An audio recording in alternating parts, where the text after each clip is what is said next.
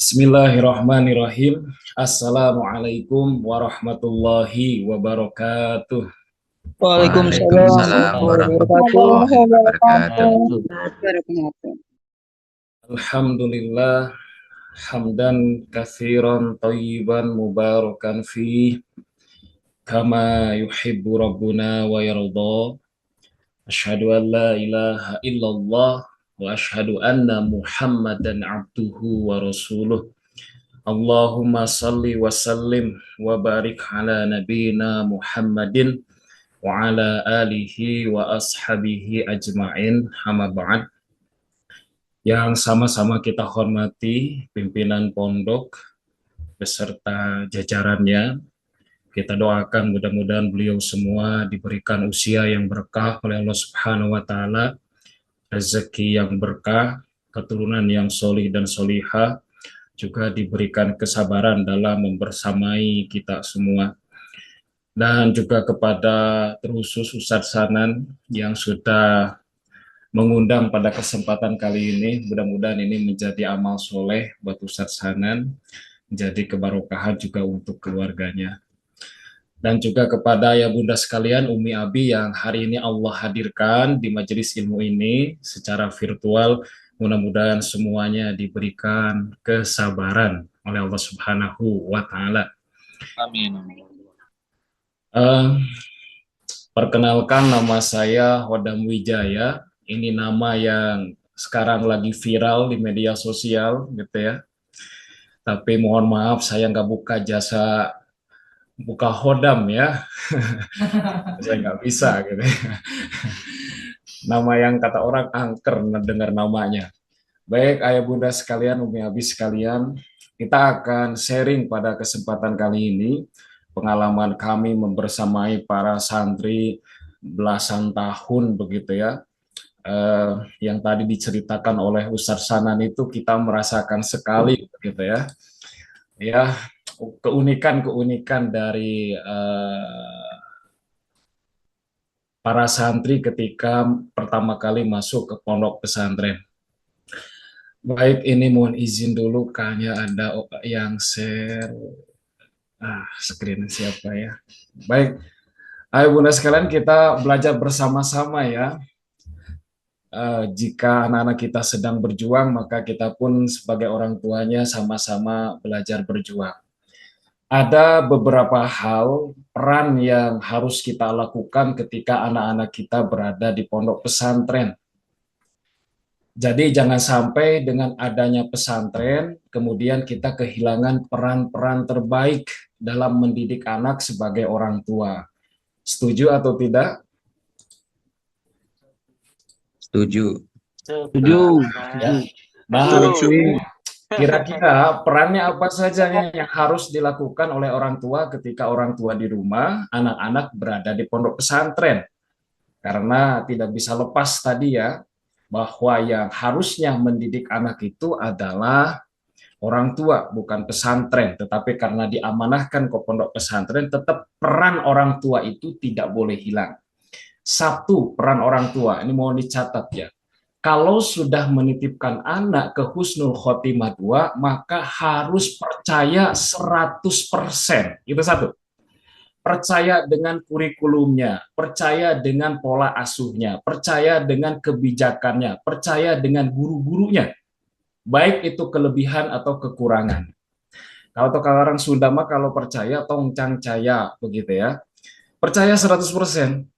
Kalau hanya sekedar sekolah mah kan banyak ya sekolah di samping rumah ayah bunda sekalian, banyak nggak sekolah? Banyak. Kenapa dikirim ke Husnul?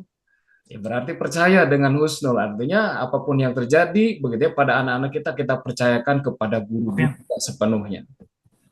Kita akan belajar dari satu kisah yang luar biasa, bagaimana orang tua percaya betul dengan guru dari anaknya. Sehingga apa? Guru punya punya power untuk mendidik anak dan anak bisa berhasil dididik oleh gurunya. Kita akan belajar dari Umar bin Abdul Aziz. Umar bin Abdul Aziz tahu, ayah bunda sekalian? Umar bin Abdul Aziz tahu? Nggak tahu, Ustaz. Enggak tahu, karena belum pernah ketemu ya. Ya, Betul. saya juga nggak pernah Kisahnya. ketemu. Umar bin Abdul Aziz ini seorang khalifah besar, bahkan tidak sampai 2 tahun bisa mensejahterakan seluruh rakyatnya. Bahkan di masa Umar bin Abdul Aziz itu susah nyari mustahik yang mau menerima zakat, saking sejahteranya. Tetapi beliau ketika waktu nyantren dengan gurunya, jadi ayahnya ini seorang gubernur Mesir, dan beliau menyantrenkan anaknya di Madinah. Jauh atau tidak dari Mesir ke Madinah? Jauh begitu ya, lihat. Saking percayanya, saking percayanya begitu ya kepada seorang guru. Suatu hari Umar bin Abdul Aziz ketika di pondok itu melakukan kesalahan, melakukan pelanggaran. Pelanggarannya apa? Pelanggarannya itu lalai sholat berjamaah. Gara-gara apa lalai sholat berjamaahnya itu? Gara-gara ngurus rambutnya, gitu, anak sultan gitu ya, ngurus rambut kelamaan, jadi sholat berjamaahnya lalai. Apa yang dilakukan oleh gurunya pada waktu itu? Kan ini pelanggaran, kalau pelanggaran dihukum. Apa yang dilakukan oleh gurunya? Gurunya ngirim surat kepada ayahnya. Ngirim surat bahwa anaknya melakukan pelanggaran lalai sholat berjamaah. Ketika ngirim surat, nih lihat, seorang ayah, seorang orang tua tidak boleh tetap kehilangan peran sebagai orang tua untuk mendidik anaknya walaupun dididik diserahkan kepada gurunya. Ketika ayahnya membaca surat dari gurunya, anaknya melakukan pelanggaran, apa yang dilakukan oleh ayahnya sebagai seorang gubernur, padahal ayahnya gubernur loh. Hari ini coba anak-anak pejabat kita seperti apa kalau anaknya bikin pelanggaran. Justru dibela anaknya. Tetapi Abdul Aziz, ini ayahnya Umar bin Abdul Aziz, mengirim utusan ke Madinah. Apa yang dilakukan ketika utusan itu sampai ke Madinah, sampai ke pondoknya, apa tanpa basa-basi anaknya digundulin sama utusan itu. Tadi kelalaiannya gara apa? Gara-gara rambut begitu ya, maka sama ayahnya itu ngirim utusan digundulin. Lihat, peran ayah ada di sana. Nah, itu luar biasa, saking percayanya. Ada yang berani di sini kalau anaknya bikin pelanggaran, biar saya aja ustadz yang menghukumnya, nggak usah ustadz. Ada yang berani? Ada yang berani? Nah, itu karena peran kita sebagai orang tua. Kalau tidak dilakukan itu, maka guru pun nggak punya power untuk mendidik anak. Hari ini berapa banyak guru yang cuek dengan kesalahan santri. Kenapa? Karena kalau dilurusin juga orang tuanya nggak mau, biarin aja. Jadi siapa akhirnya yang mendidik anak kita? Tidak ada yang mendidik. Betul atau tidak? Hari ini banyak yang guru-guru tuh males kalau anak bikin pelanggaran dibiarin kabur, dibiarin. Kenapa? Karena kalaupun dihukum nanti orang tuanya nggak mau anaknya dihukum. Akhirnya peran orang tua itu penting sekali posisinya. Jadi kalau dikuatkan oleh orang tua, maka guru akan 100% mampu mendidik anaknya. Nah, ini yang pertama, siap atau tidak nih? Ya, Setuju, Ya, setuju. Oh, begitu ya. Ya, Ustaz. Insya Allah. Bahkan yang luar biasa, tahu Muhammad Al-Fatih yang membebaskan Konstantinopel? Itu bapaknya ketika menitipkan anaknya kepada gurunya sambil bawa cambuk itu. Kalau sekarang Pak Ustadz, ini anak saya nitip, dididik, tolong. Kalau anak saya nggak nurut, pukul pakai cambuk ini. Itu Muhammad Al-Fatih tuh bapaknya. Padahal bapaknya Sultan Murad II itu.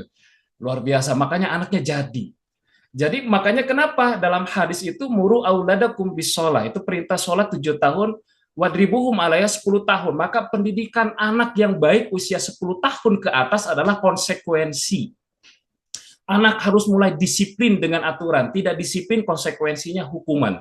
Begitupun di dalam sholat. Maka pola hukumnya sudah berbeda. Itu satu, kepercayaan yang harus diberikan penuh ke pondok supaya pondok bisa mendidik. Namanya membentuk itu kan tidak mudah ya, ayah bunda sekalian. Emas saja ditempa itu kan tidak enak begitu ya. Itu yang pertama. Kemudian yang kedua, ayah bunda sekalian, mari kita sama-sama memaknai peristiwa berpisahnya dengan anak kita hari ini itu dengan iman. Itu yang kedua. Kenapa? Kalau kita tidak memaknai peristiwa ini dengan iman, pasti berat. Tidak nikmat. Jauh dari anak itu tidak nikmat. Bahkan nanti bayar SPP-nya nggak nikmat. Uang jajannya nggak nikmat. Jadwal perteleponan nggak nikmat. Jadwal kunjungan nggak nikmat. Kenapa? Karena tidak semua dimaknai dengan iman. Contoh kalau di rumah yang nggak buat sesuatu yang tidak nikmat. Berapa banyak hari ini orang tua yang mudah marah kepada anaknya. Di rumah ketika anaknya bermain, loncat-loncat, nggak bisa diem. Ya, Karena dilihatnya dengan logika. Coba bacanya dengan iman. Ya Allah, alhamdulillah di rumah kita ada suara anak. Di tetangga kita udah puluhan tahun menikah belum diberikan anak oleh Allah Subhanahu wa taala. Nggak ada suara anak di rumahnya. Betul atau tidak? Betul atau tidak? Ya, jadi kita nikmati Betul. dengan iman. Nah, ayah bunda sekalian, kalau dengan iman itu semuanya akan nikmat. Jadi istri, jadi suami nikmat, tatap suami kita dengan iman, tatap anak-anak kita dengan iman. Itu semuanya dikasih oleh Allah Subhanahu wa taala. Hari ini anak kita mau bisa di pondok pesantren itu nikmat yang luar biasa yang tidak bisa dibeli dengan uang begitu ya. Maka kita akan belajar satu kisah. Dari siapa kisahnya? Dari ibunda Nabi Musa ketika berpisah dengan Nabi Musa. Kata Allah Subhanahu wa taala, wa auhayna ila ummi Musa. Allah mewahyukan kepada ibunda Nabi Musa an ardi'ihi. Nah, Nabi Musa itu awalnya ibunda Nabi Musa diperintahkan oleh Allah itu untuk menyusui, membesarkan Nabi Musa itu sendiri. Kayak kita hari ini kan tugasnya membesarkan anak-anak kita, merawat, mendidik itu siapa tugasnya? Orang tua. Tetapi faida khifti alaihi, tetapi kalau takut dengan keselamatan Nabi Musa, seperti hari ini kita begitu ya, kita takut dengan keselamatan anak-anak kita. Kalau Nabi Musa dari Firaun, karena kalau anak laki-laki lahir dibunuh oleh Firaun, disembelih, kalau kita hari ini Firaunnya itu zaman. Betapa hari ini di rumah anak-anak kita, kalau di rumah bayangkan kalau seandainya anak-anak kita di rumah, apakah kita mampu begitu ya menjaga anak-anak kita dari terpapar gadget, game online, nongkrong-nongkrong nggak jelas, pergaulan bebas, kan kita takut begitu. Betul tidak atau Bunda sekalian? Kemarin kan saya mengisi santri baru di sebuah pesantren. Ada santri curhat ke saya, dan itu dia berani curhatnya di forum besar gitu ya. Kata beliau, Ustadz, saya ini sudah kecanduan gadget, bahkan top up untuk main game online itu sampai 1,5 juta sebulan. Masya Allah. Terus kamu dapat apa dari top up 1,5 juta itu? Kata dia, enggak dapat apa-apa itu. Ya Allah, ya Rabb, saya masih sedih lihat generasi hari ini seperti itu. Bayangkan kalau anak kita di rumah. Itu kalau dulu kan dibunuhnya oleh Firaun, sekarang dibunuhnya oleh zamannya begitu ya. Kalau takut begitu ya, maka kata Allah Subhanahu wa taala fa'alqihi fil yammi, disuruh dihanyutkan ke sungai ini. Kalau sekarang kita dihanyutnya kemana? Ayo sekalian, dihanyutkan anak-anak kita kemana? Ke pesantren kita mah. Kalau ibunda Nabi Musa dihanyutkannya kemana? Ke sungai Nil. Nah, itu potensi untuk meninggalnya itu besar sekali kalau bayi dimasukin ke sebuah peti, dihanyutkan ke sungai. Kita makan baru dihanyutkannya kemana? Ke pesantren begitu ya. Di pesantren juga banyak ustadznya. Lihat kalimat dari Allah Subhanahu wa taala. Kalau hanya bandingannya antara anak di rumah disusui oleh ibundanya, itu pasti sedih, ibunda sekalian. Saya berpisah dengan anak itu sedih, tapi lihat, kalau bandingannya antara hidup dan mati, maka jauh dari anak itu jadi pilihan yang logis. Betul atau tidak, ibunda sekalian?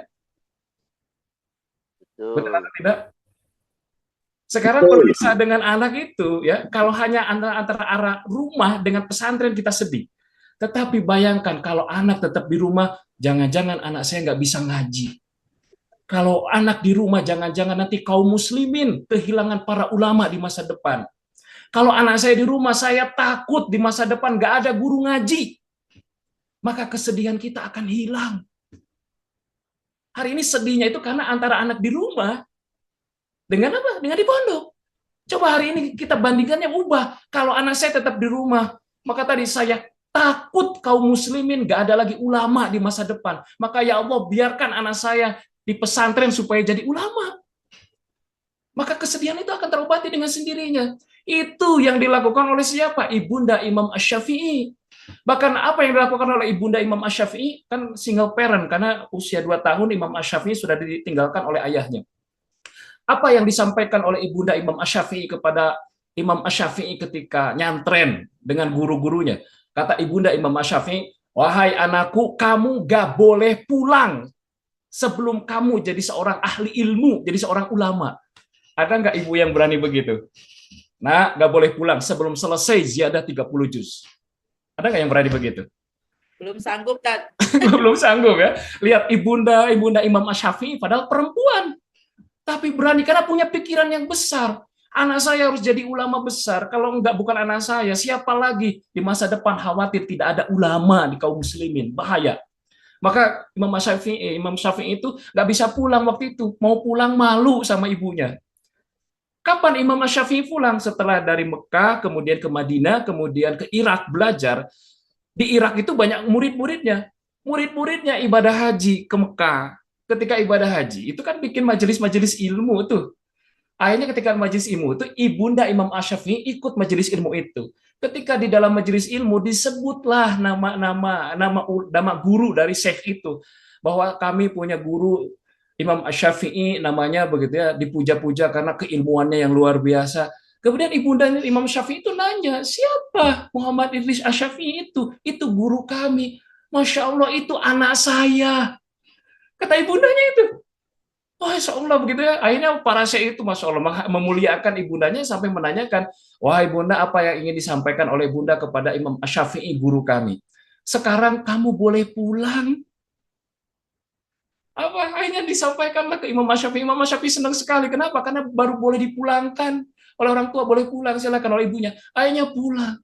Coba bayangkan, pulangnya itu setelah jadi ulama besar dan taunya bukan dari Imam Asy-Syafi'i, taunya dari murid-murid Imam Asy-Syafi'i.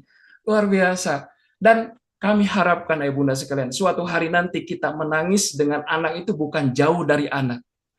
Suatu hari kita menangisnya karena bangga anak kita menjadi orang yang dimuliakan oleh Allah Subhanahu wa Ta'ala. Bahkan nangisnya kita suatu hari nanti dengan anak-anak kita itu, kita malu ketemu anak kita. Malunya apa? Satu, anak kita hafalannya makin bertambah, kita masih gitu-gitu aja. Anak kita amal solehnya makin bertambah, kita masih gitu-gitu aja di rumah.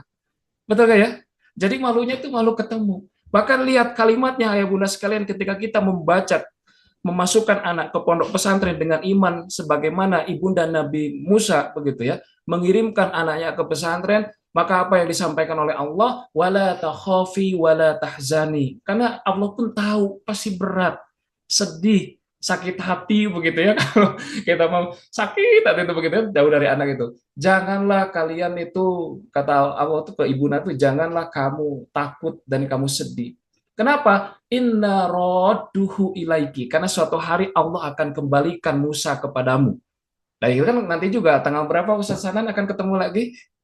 17 ya. 17 Ustaz. Ah, Masya Allah.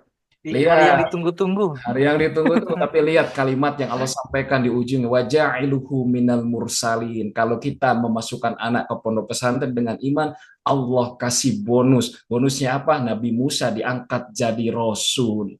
Mudah-mudahan ketika kita niatnya karena Allah Subhanahu wa Ta'ala, Allah muliakan anak-anak kita. Di pondok pesantren Allah kasih rezeki anak kita hafal Quran. Pulang ke kita Amin. suatu hari hafal Quran.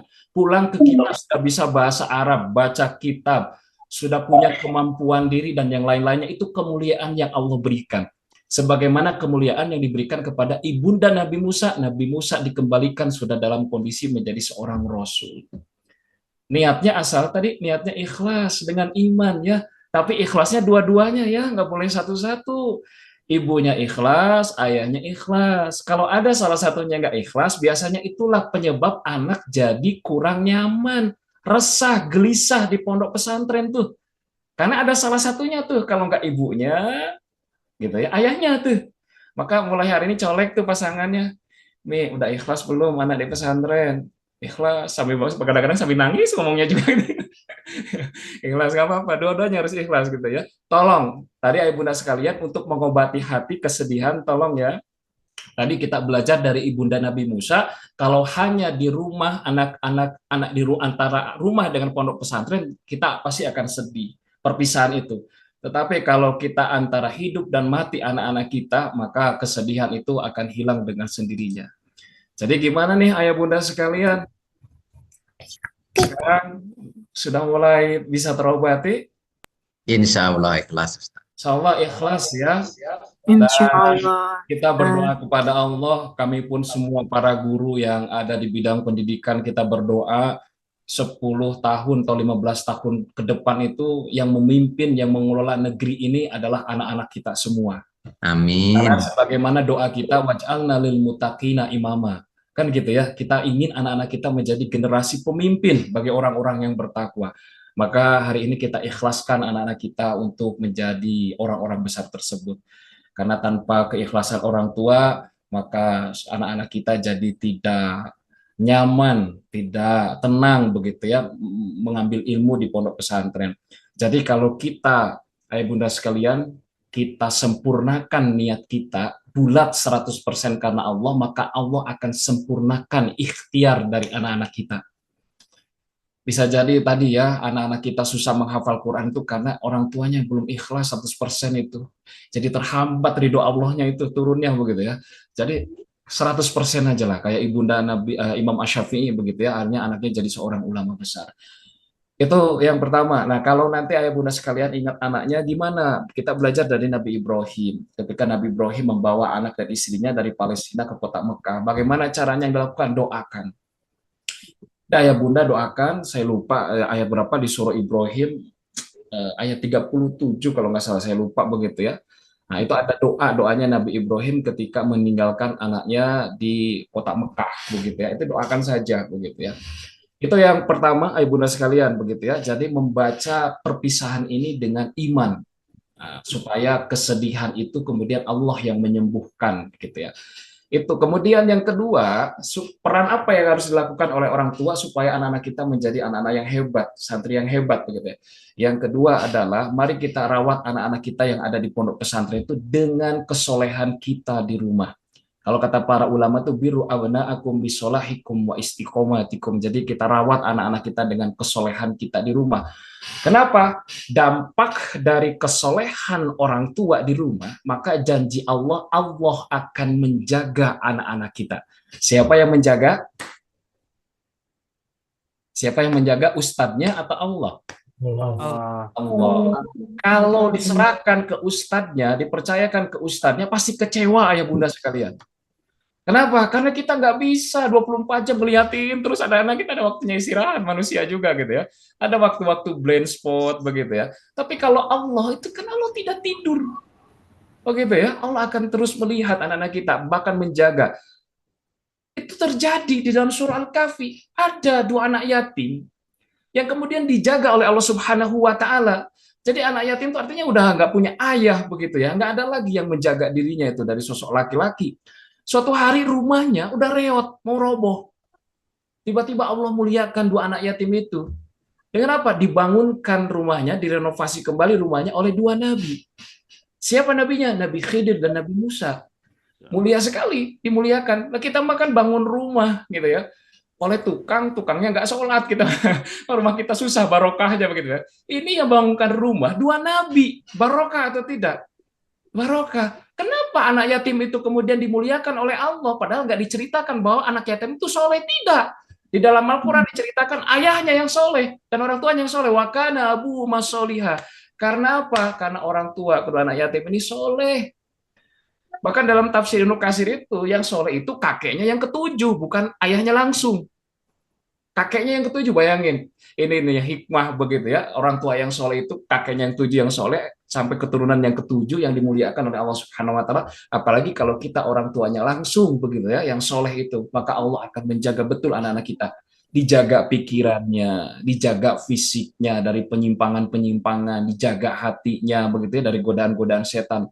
Itu hanya Allah. Karena kekuatan itu innal izzata lillah. Semua kekuatan itu milik Allah. Kalau orang tuanya soleh, Allah yang akan menjaga anak-anak kita. Jadi kalau hari ini kita ingin anak-anak kita ingin dijaga oleh Allah, tugasnya orang tua di rumah adalah menjaga kesolehan.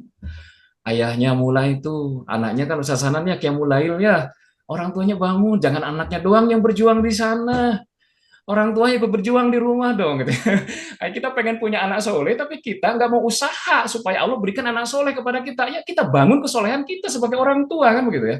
Itu satu, kita kadang nggak adil.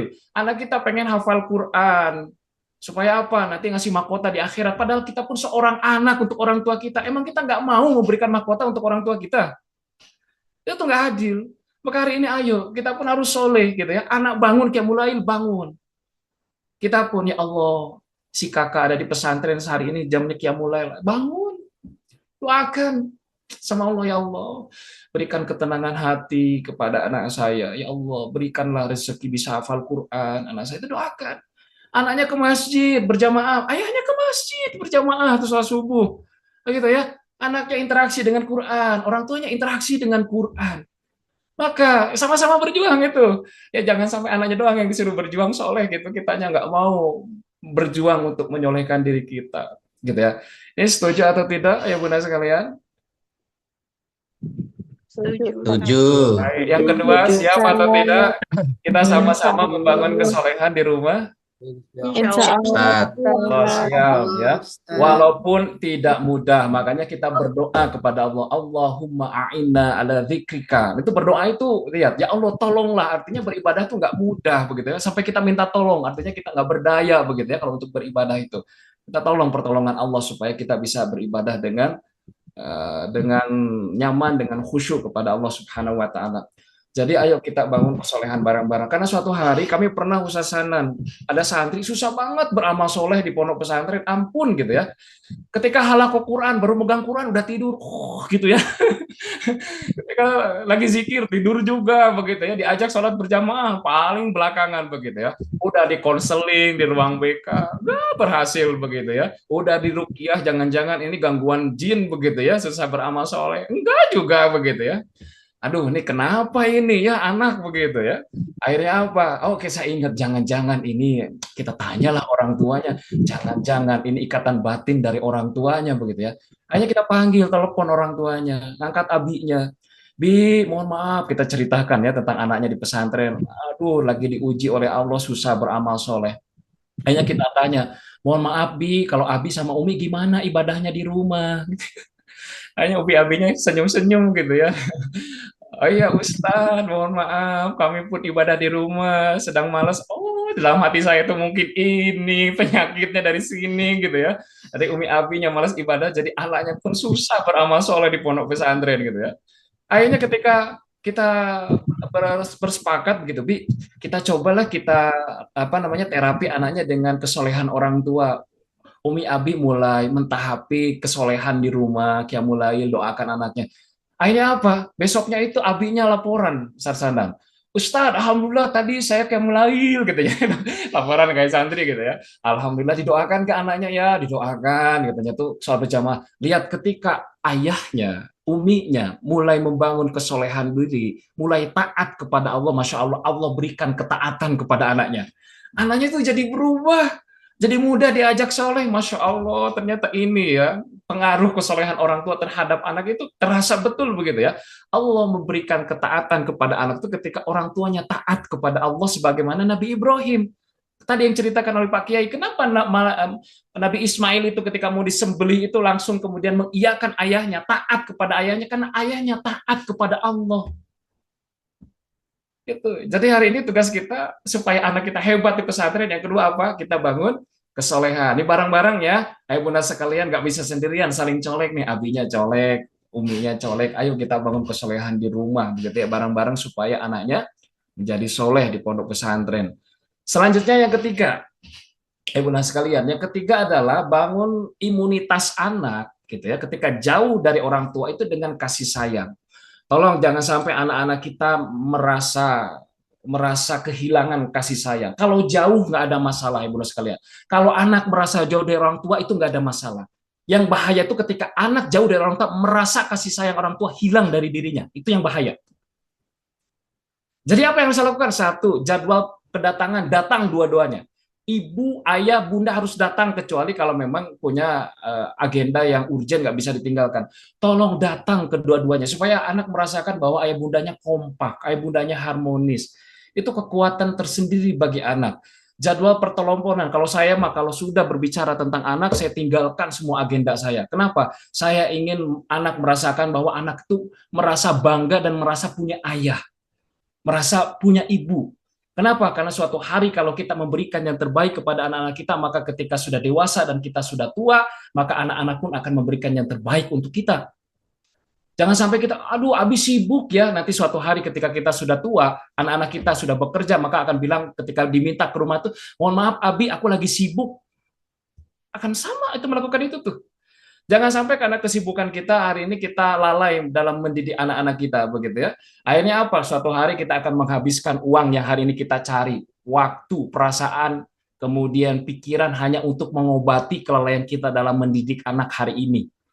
Itu tolong dicatat ya benar sekalian. Maka berikan yang terbaik untuk anak-anak kita supaya mereka tidak merasa kehilangan kasih sayang.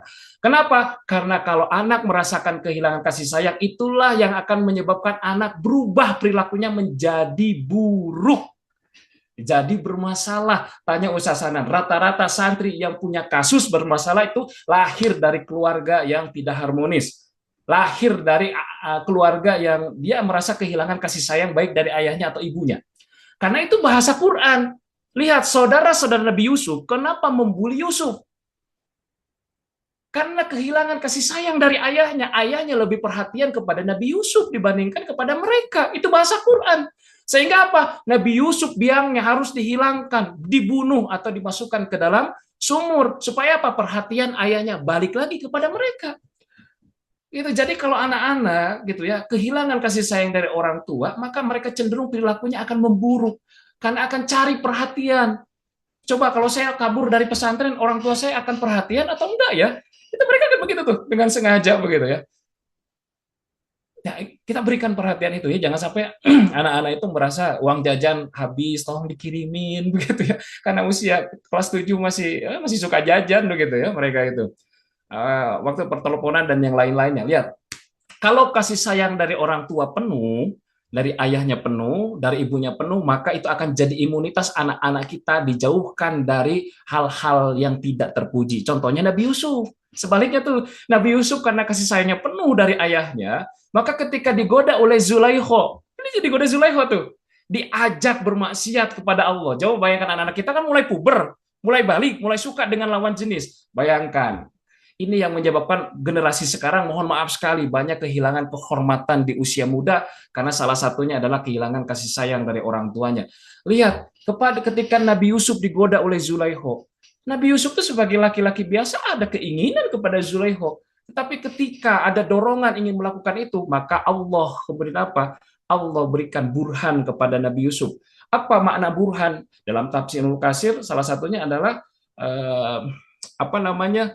Muncul surat Abihi Yakub. Jadi muncul seolah-olah ada bapaknya Nabi Yakub di depan Nabi Yusuf dan mengatakan, ada yang riwayat lain menggigit jarinya, kamu nggak boleh melakukan itu nak.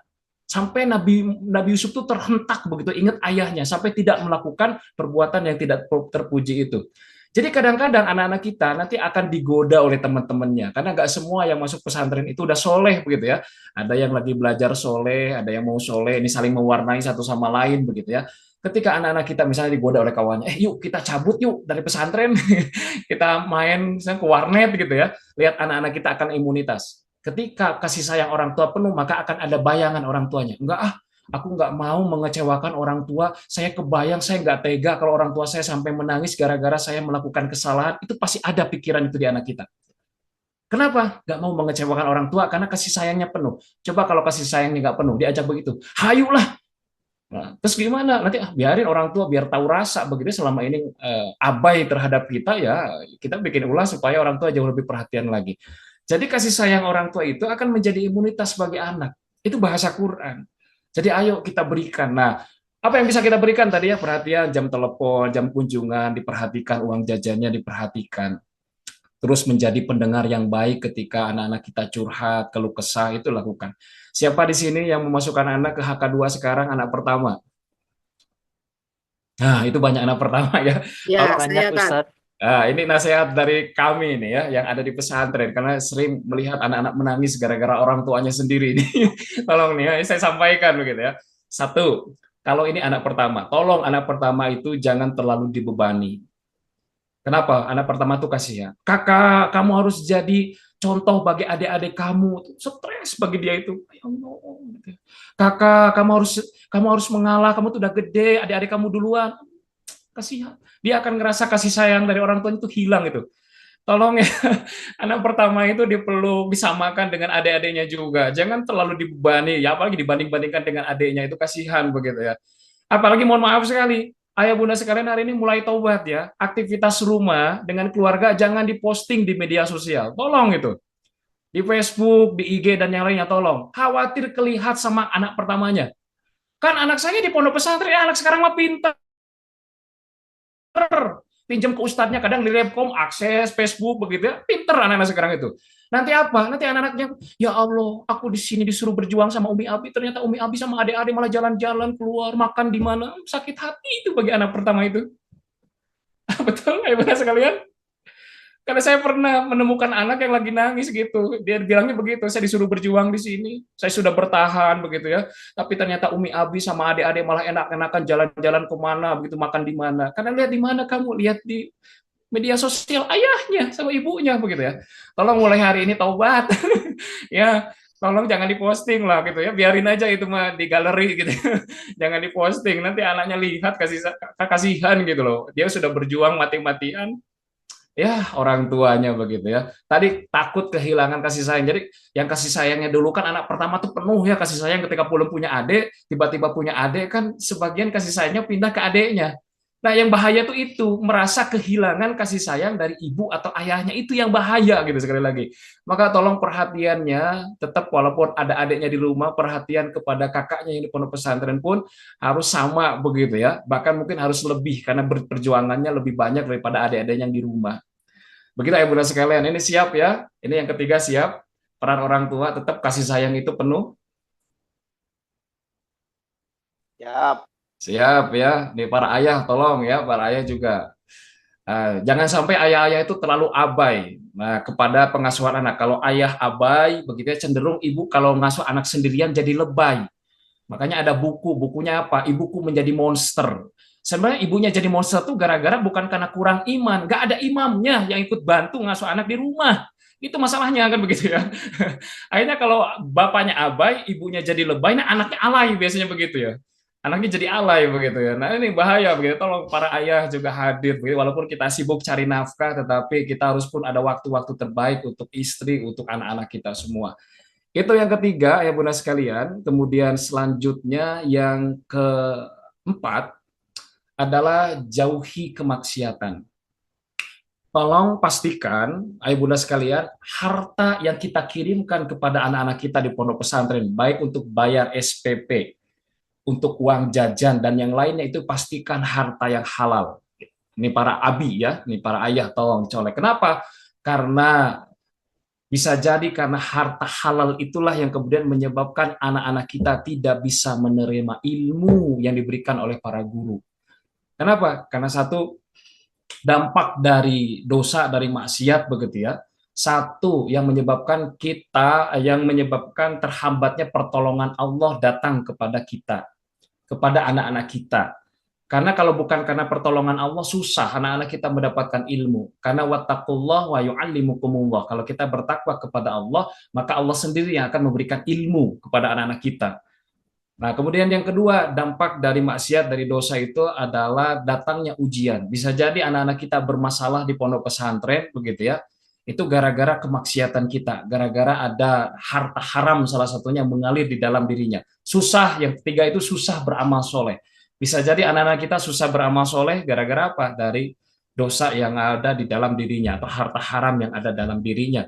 Jadi supaya anak-anak kita lebih mudah untuk mendapatkan ilmu, begitu ya, anak-anak kita mudah taat kepada guru-gurunya, taat dengan aturan, maka tolong dijaga harta yang dikirimkan, maka kita pun tidak boleh bermaksiat atau meminimalisir atau menjauhi maksiat kepada Allah Subhanahu wa taala.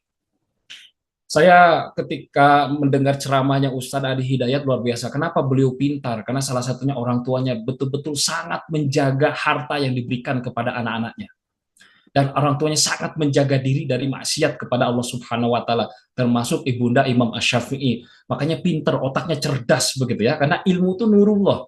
Ilmu itu cahaya Allah, dan ilmu itu karena cahaya Allah tidak akan pernah mau masuk kepada ke dalam diri yang banyak dosa begitu ya.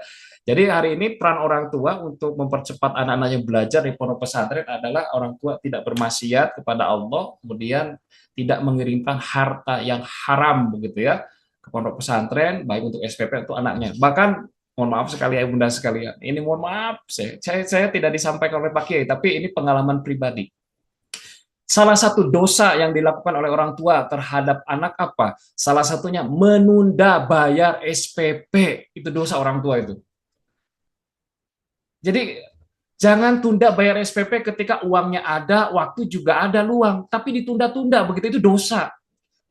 Itu yang bisa jadi menyebabkan anak kita tuh susah itu ya untuk belajar, susah beramal soleh itu karena kita sendiri itu. Ya kan jadi zolim ke lembaga, zolim ke guru-guru itu juga punya haknya sendiri. Begitu anak-anak kita makan dari mana kalau kita nggak bayar SPP? Itu berarti ada yang nanggung, orang lain yang nanggung kan begitu ya. Ada yang lain, nah itu tolong jadi bayar SPP tepat waktu. Ya kayak mungkin kayak saya auto debit gitu ya. Jadi tanggal sekian tuh udah otomatis begitu ya terkirim, kecuali kalau memang kita belum ada begitu ya. Ya itu kita bicara saja, ngomong gitu ya ke pondok pesantren, Ustaz mohon maaf saya belum ada tuh bayar SPP. Kita punya adab begitu ya. Jangan ngilang begitu ya. Ngomong enggak gitu, bayar enggak, gilang lah itu dosa kita tuh gitu ya. Nah, tolong eh, itu yang harus kita lakukan begitu ya Bunda sekalian. Kemudian selanjutnya tadi kita review lagi dari awal, satu apa tadi, peran orang tua, satu harus percaya penuh ya Saya pesantren. Yang Iya, kedua 100%. Berpisahnya Tahu, dengan ya, orang tua Bersama dengan peristiwa iman. ya, peristiwanya dibaca dengan iman. Yang ketiga Iman. merawat keselamatan anak-anak orang kita tua. untuk kesehatan kita di rumah. Yang keempat Jangan Bangun maksiat. bangun imunitas imunitas anak kasih dengan sayang, kasih sayang. Yang kelima jauhi Jauhi kemaksiatan. kemaksiatan. Nah, selanjutnya ya Bunda sekalian, yang keenam, SPP berikan mimpi Ustaz, tepat besar. waktu. Ya, berikan mimpi besar kepada anak-anak kita. Tolong ke pondok pesantren cuma diantarin fisiknya. Tolong diantarkan dengan visi besar kepada anak-anak kita. Minimal, nak, kamu ke pondok pesantren. Kayak Imam Syafi'i gitu ya, ibundanya, supaya kamu jadi ahli ilmu, jadi ulama. Nah, kamu ke pondok pesantren. Ada begitu ya, pikiran besar yang diberikan. Kalau anak-anak sudah punya pikiran yang besar, maka dia akan ketemu pola apa yang harus dilakukan di pondok pesantren. Apa saja yang harus saya pelajari, kemampuan apa saja yang harus saya kuasai, ustadz siapa saja yang harus saya temui, buku apa saja yang harus saya baca, bakal kegambar. Kenapa? Karena sudah punya tujuan. Coba kalau anak kita datang ke pesantren nggak punya tujuan, ngapain ya pondok pesantren? Ya itulah yang menyebabkan anak-anak kita banyak main, karena nggak punya target, gitu ya. Dikasih mimpi besar anak-anak kita. Orang hari ini kenapa nggak lahir orang-orang besar dari keluarga-keluarga kaum muslimin? Karena banyak orang tua yang nggak punya pikiran yang besar tentang anak-anaknya. Ini masalah kita hari ini. Jadi saya ngelihat itu sekarang kurang ruh gitu mendidik anak itu ya, membersamai anak tuh. Bahkan saya terapkan kepada anak saya sendiri. Saya kalau mengantar anak begitu ya, apalagi mengantar anak pertama kali ke pesantren, kunjungan pertama kali, apa yang ada dalam benak saya dan dalam perasaan saya sedang mengantar seorang pemimpin besar begitu ya, calon pemimpin besar di negeri ini. Ketika ngasih makan ke anak saya yang kecil, saya sedang memberikan makan calon pemimpin, calon ulama besar di negeri ini. Saya punya pikiran yang besar. Kalau saya ngobrol dengan anak saya, Bi, kenapa aku harus menghafalin Quran? Karena kamu calon pemimpin besar di negeri ini. Sehingga ada pikiran besar, maka dia tahu alasan kenapa disekolahin ke Husnul Khotimah itu. Oh iya, Abi Umi pengen saya jadi orang besar di negeri ini. Punya pikirannya besar. Saya harus kontribusi di bidang apa? Itu dikasih. Gitu ya pikiran-pikiran itu.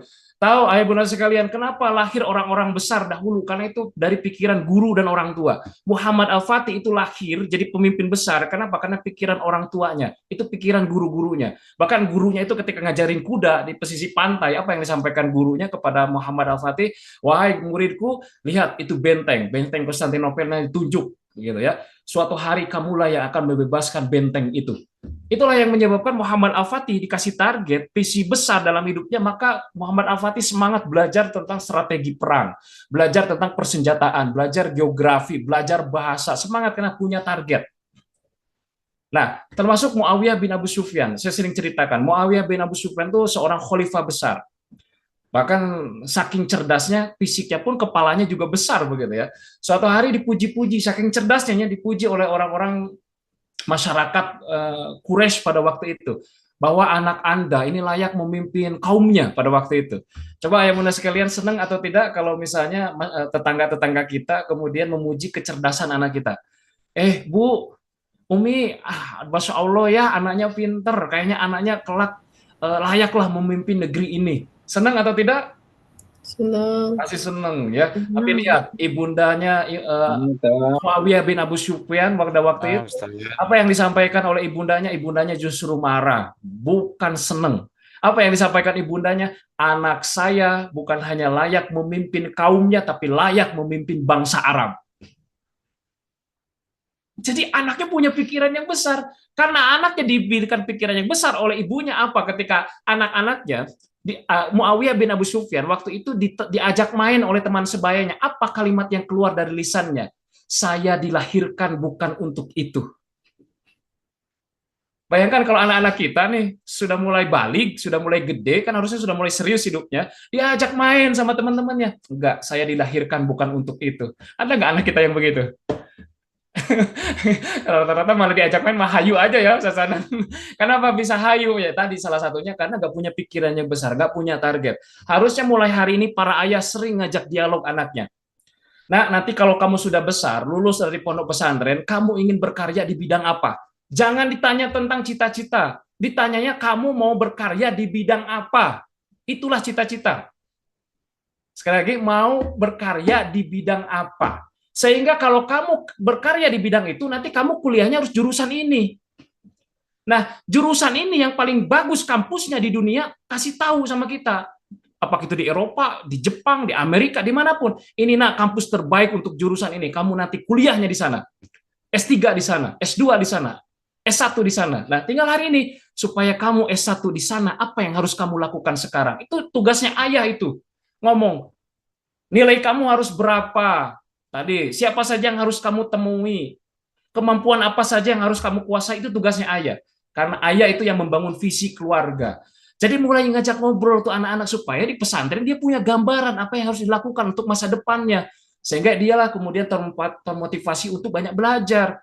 Jadi tidak banyak main lagi karena anak SMP itu udah selesai masa mainnya sebenarnya ya. Masanya masa serius gitu ya. Masa sering diajak. Makanya pendekatannya itu wadribuhum, dipukul kalau nggak disiplin karena memang masanya udah serius. Harapannya itu mukalaf usia 15 tahun. 15 tahun sudah bisa jadi pemimpin seharusnya.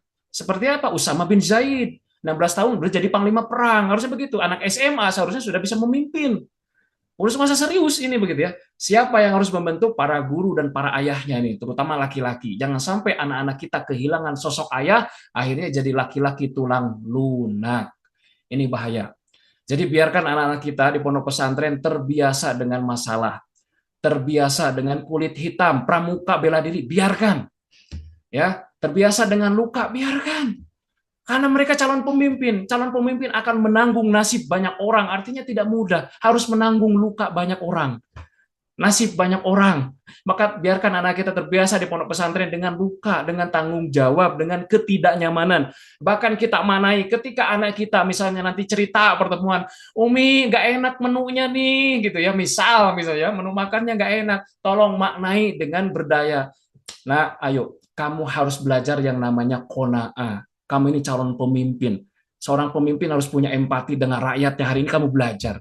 Gimana punya empati kalau kamu nggak merasakan apa yang dirasakan oleh rakyatnya? Hari ini kamu belajar zuhud. Betul, kamu di rumah punya uang, orang tua punya uang, punya harta, makan enak, tapi di pondok pesantren kamu mulai belajar zuhud namanya. Kenapa harus belajar zuhud? Kamu calon pemimpin. Ah gitu tuh. Ayo sekalian ya, jadi anaknya supaya jadi orang besar gitu ya. Jangan menu nggak enak. Wah, kita udah bayar, masa labrak pesantrennya. Anaknya jadi begitulah anaknya jadi berani ke ustadz-ustadznya juga. Kenapa? Karena diajarin sama kita.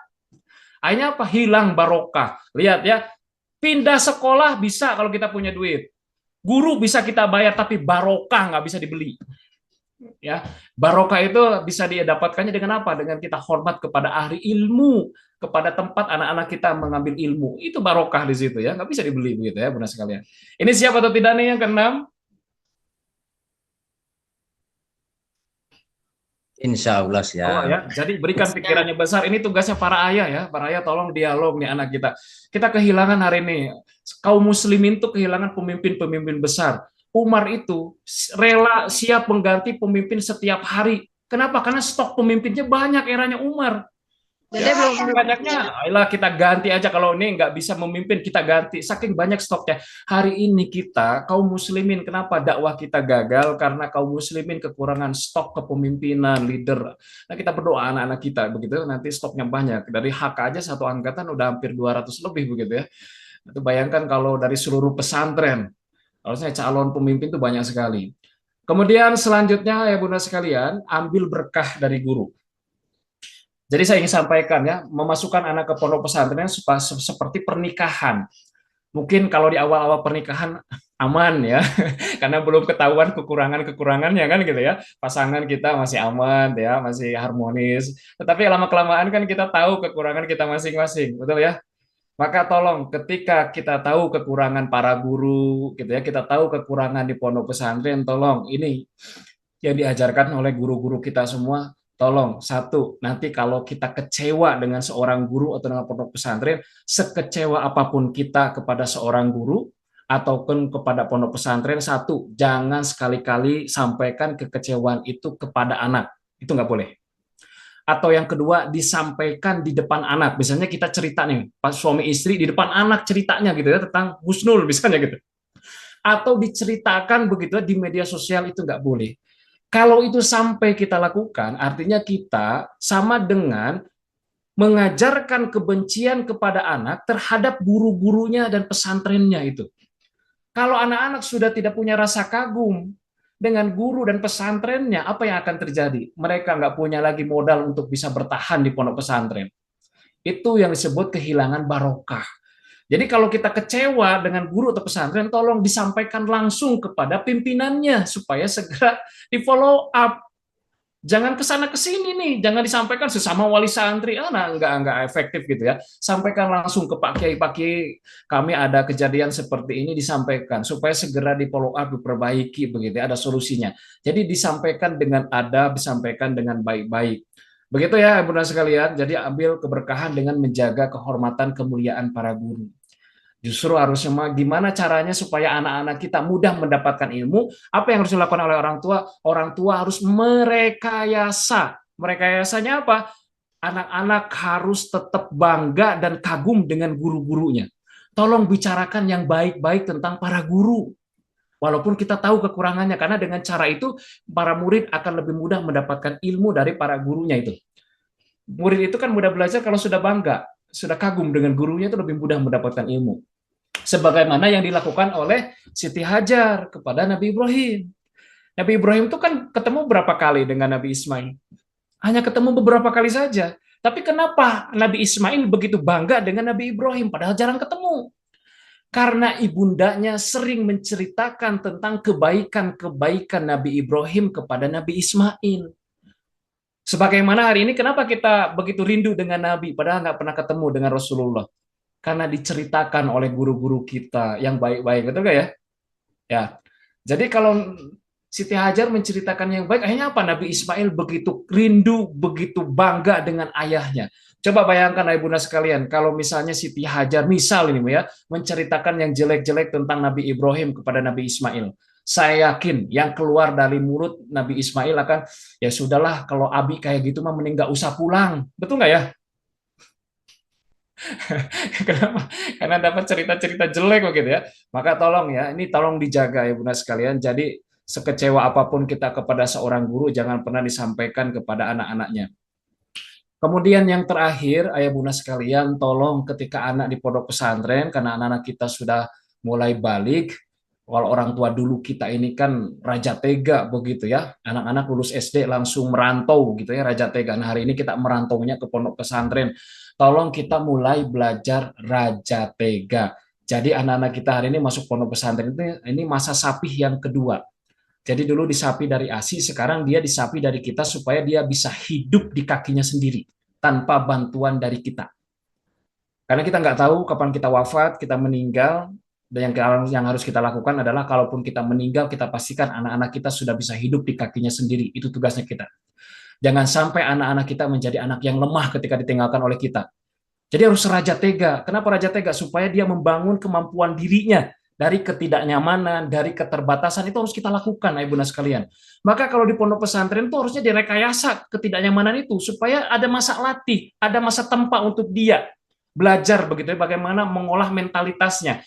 Nah, anak-anak hari ini tuh kurang ruang tempat untuk membangun mentalitasnya. Satu, anak-anak kita hari ini banyak belajar di atas kertas. Itu banyak karena dijauhkan dari realita. Mohon maaf sekali, bukan anak-anak kita. Kawan saya ada S1, S2, jurusan perikanan, tapi nggak bisa nangkap ikan.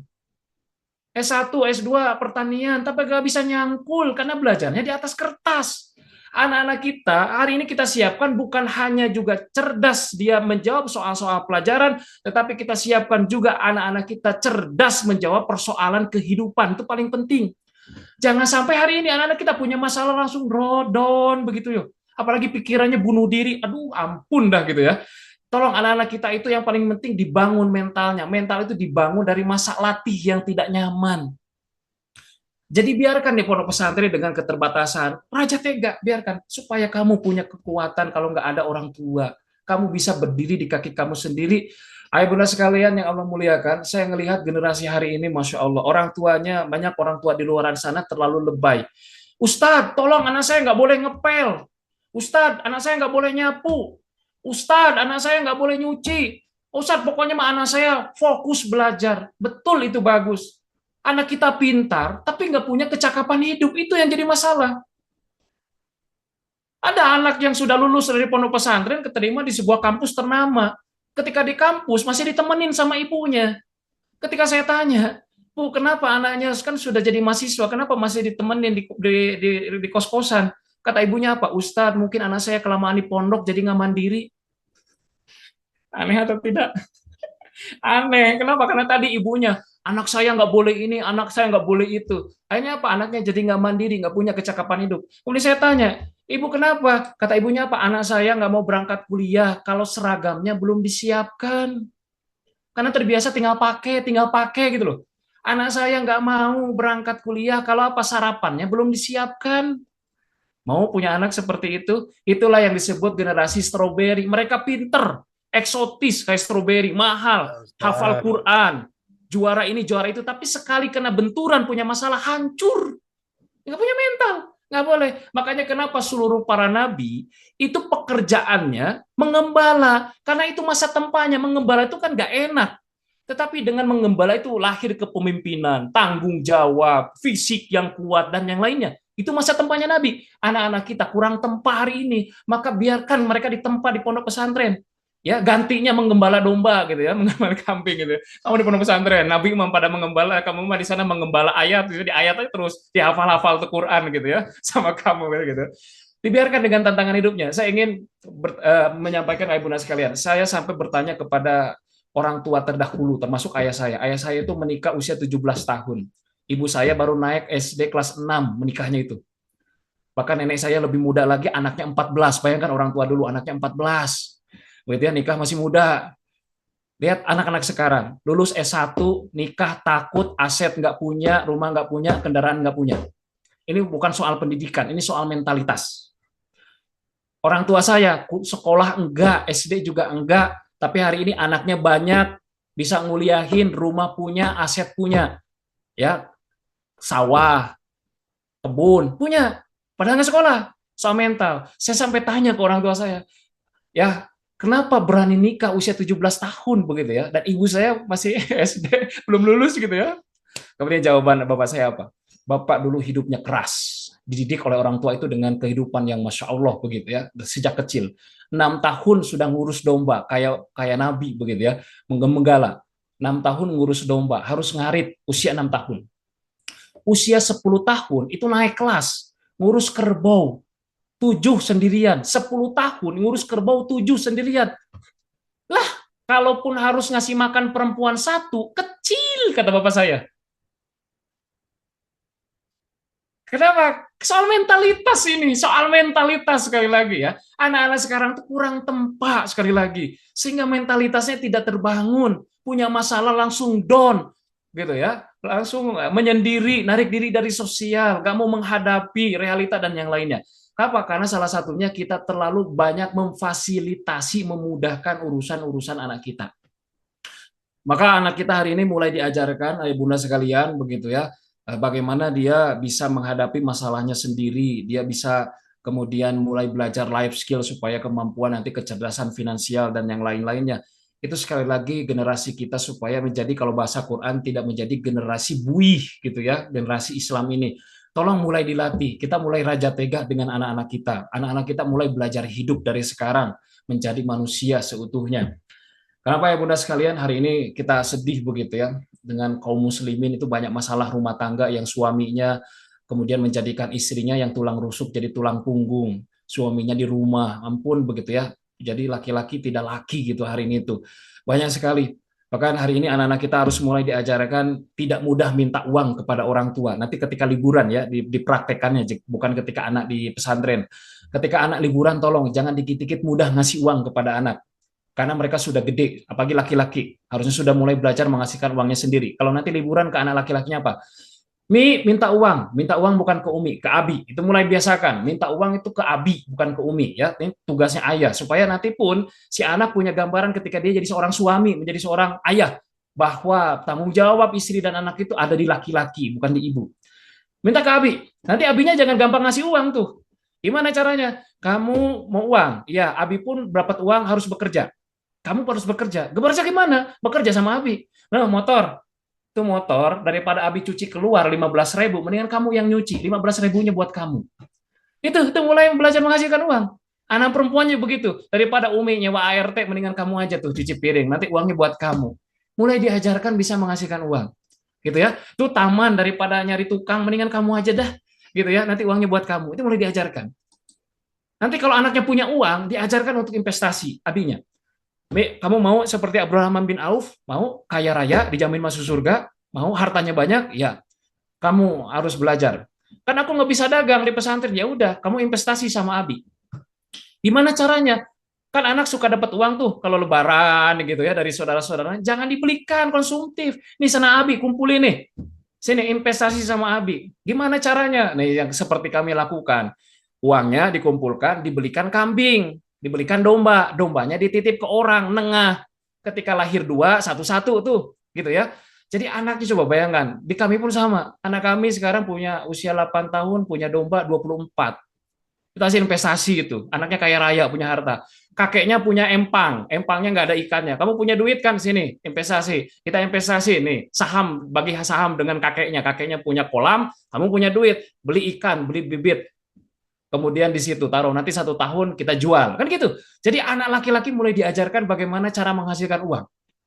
Para ayah, hari ini kita kaum muslimin butuh orang-orang kaya untuk mendanai perjuangan dakwah kaum muslimin. Maka anak laki-laki kita harus cerdas finansial sejak hari ini.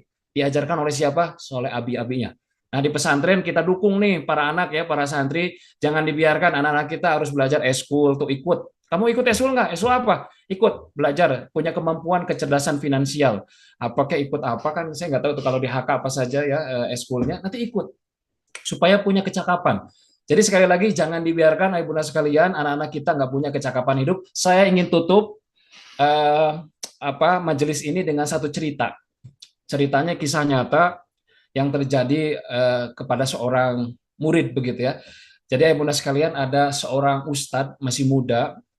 Beliau ini Qur'annya sudah bagus. Sekali lagi Qur'annya sudah bagus. Yang perlu diperbaiki adalah soal mentalitas hidup dan kecakapan hidupnya. Jadi ada seorang ustadz.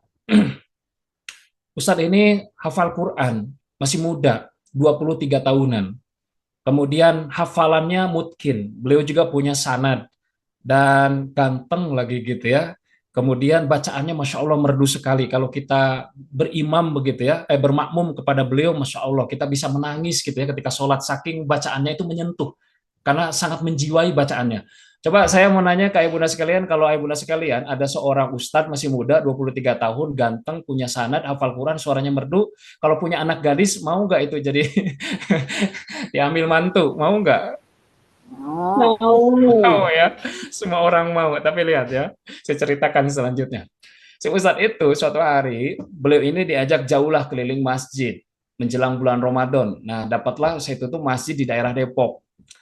Nah, ketika H-1 sebelum Ramadan, Ustadz itu kita datangi masjid tersebut dan kita minta beliau jadi imam Isya pada waktu itu.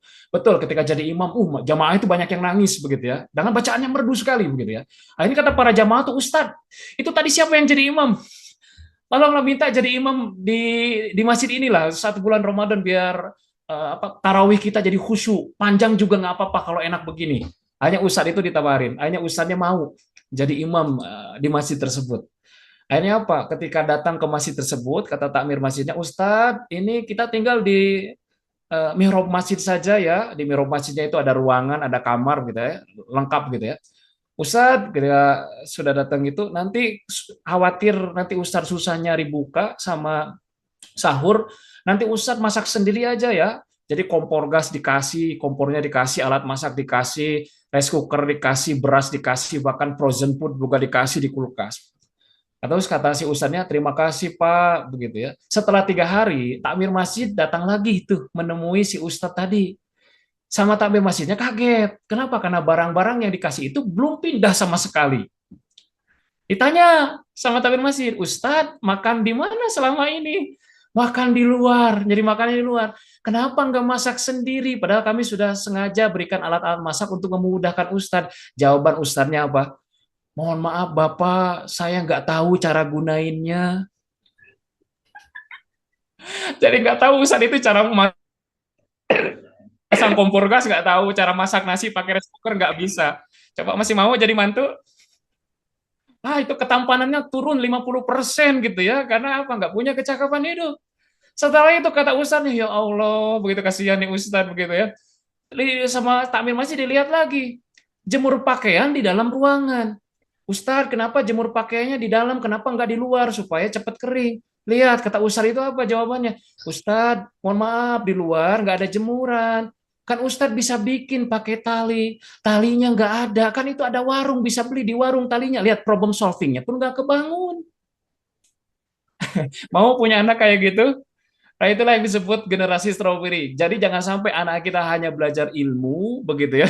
Oh ya Allah, nggak jadi Ustadz, gitu ya. Kayak walaupun hafal Quran, kalau begitu nggak jadi nanti, Abi, tolong benerin genteng. Aduh, nggak bisa, Mi. Ampun, dah ya laki-laki itu nggak, kalau begitu mah nggak laki gitu ya, laki itu. Inilah yang terjadi, mohon maaf sekali, kadang-kadang rumah tangga itu bercerai bukan karena kurang soleh. Ada laki-laki yang tidak bisa berperan menjadi suami, tidak bisa berperan jadi ayah, begitupun perempuan.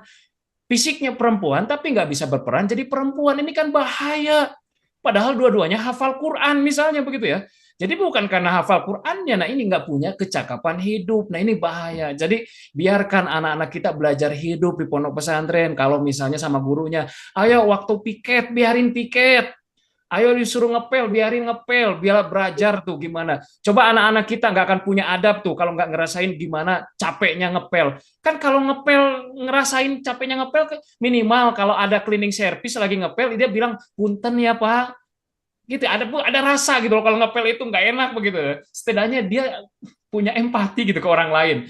Begitu, Ibunda sekalian. Jadi tolong ya, harus jadi raja tega mulai hari ini. Kita pastikan anak-anak kita bukan hanya cerdas secara IQ, tapi juga dia cerdas secara kemampuan atau kecakapan hidupnya. Jangan sampai nanti lahir generasi-generasi yang dia bagus begitu ya secara keilmuan, tetapi secara mentalitasnya PR bagi kita semua begitu ya. Jangan sampai itu terjadi.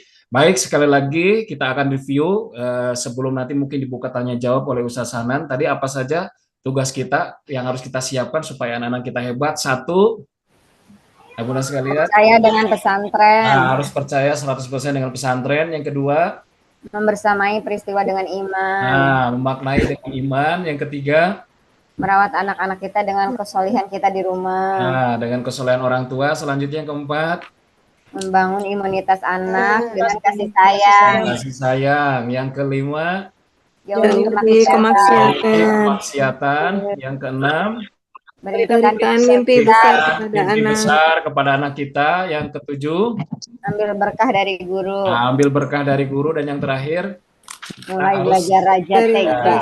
Harus belajar menjadi raja tega supaya anak-anak kita ini punya kemampuan kecakapan hidup di dalam hidupnya. Baik, itu saja ya Bunda yang bisa di-share pada kesempatan kali ini. Mudah-mudahan bermanfaat. Tolong ini diamalkan ya supaya anak-anak kita nih hebat gitu ya, luar biasa. Bukan hanya untuk dirinya sendiri, tetapi juga hebat untuk generasinya. Karena apa yang disampaikan oleh Allah Subhanahu wa taala, keinginan Allah Subhanahu wa taala ketika anak-anak kita selesai belajar ilmu agama, liyundiru qaumahum idza raja'u ilaihim. Anak-anak kita menjadi pemberi peringatan kepada kaumnya, kepada masyarakat sekitarnya, pulang ke kompleknya maka menjadi pemberi peringatan di kompleknya, artinya menjadi seorang leader, menjadi pemimpin. Itu harapannya Allah di dalam Al-Qur'an. Baik, itu saja yang bisa disampaikan. Terima kasih atas perhatiannya. Assalamualaikum warahmatullahi wabarakatuh. Waalaikumsalam warahmatullahi wabarakatuh. Waalaikumsalam warahmatullahi Taqwa khair Ustaz. Jazakallah khairan kami aturkan kepada Ustadz Hodam Wijaya, Masya Allah, tabarakallah. Ini Insya Allah ini daging semua, Umi Abi semua, Masya Allah. Dan kita akan buka sesi pertanyaan barangkali kepada Umi Abi. Ada yang mau ditanyakan, boleh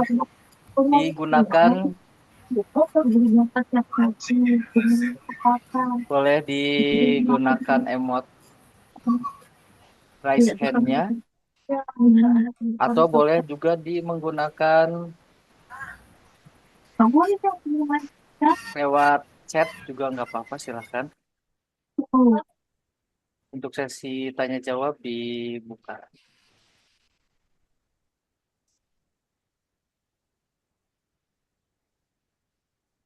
Oke, kepada Umi dan Abi, barangkali ada yang mau tanyakan, boleh.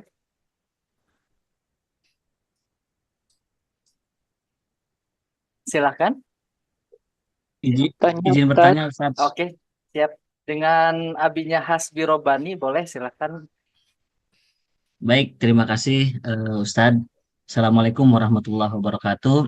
Waalaikumsalam warahmatullahi wabarakatuh. Perkenalkan, nama saya Didik dari Bogor, Ustadz. Subhanallah gitu, ilmunya cukup dalam banget, terutama karena saya anak pertama yang dimasukkan gitu, Ustadz. Sehingga materi-materi tadi benar-benar harus menjadi persiapan gitu kan. Terus ada pertanyaan terkait dengan ini, Ustaz. Saya pernah mendengarkan sebuah teori dari Bunda Aisyah Dahlan gitu terkait dengan anak 0 sampai 7 tahun itu kan apa kata bundanya, terus 7 sampai 15 itu apa kata gurunya, kemudian berikutnya adalah apa kata temannya, seperti itu. Nah, setelah itu baru kata dirinya sendiri gitu. Nah, kalau saya lihat kan masa-masa SMP itu adalah bagaimana dia itu akan istilahnya mendengarkan ke teman-temannya ya gitu. Nah, untuk hal ini kan berarti kalau dari segi istilahnya kertas gitu kan yang mengarsir anak kita itu berarti tidak hanya orang tua, kemudian juga guru, tapi ada bagian arsir yang dimana oleh teman-temannya sendiri seperti itu. Walaupun insya Allah kita sikoh atau percaya kepada Husnul bagaimana membuat sebuah kondisi atau bi'ah yang lebih baik gitu. Tapi kan tidak bisa dipungkiri gitu saya terkait dengan orang tua menyekolahkan anak pesantren itu dengan berbagai misi atau berbagai tujuan gitu kan. Ada juga yang katanya bisa jadi saya menyekolahkan ke pesantren itu agar anaknya baik yang tadinya kurang baik gitu.